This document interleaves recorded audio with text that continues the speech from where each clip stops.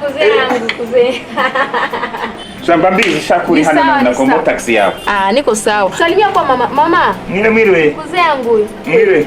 N'uyu n'umukuze wawe. Ndio tante. Reka kuvuga. Ubase kuzi. N'ibiki wakoze.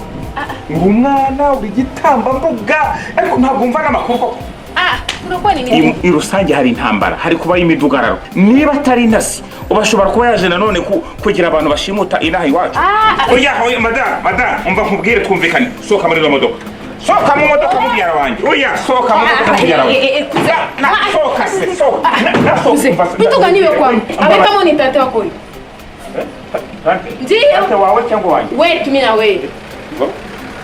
Gute serikali wanjye?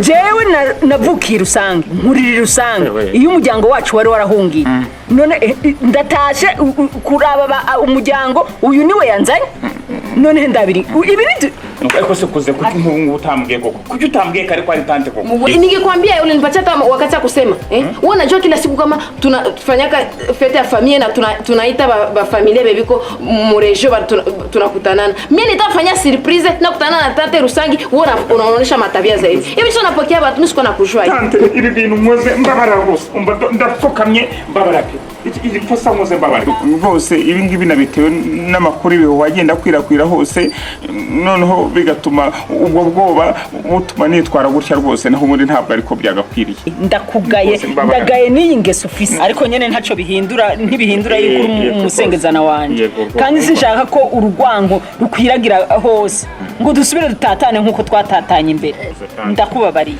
cyane tante n'ukuri rwose murakoze cyane ariko mbikino basaba ibi bintu mbabare rwose bigume hagati yacu muramutse mama bimenye ibi bintu.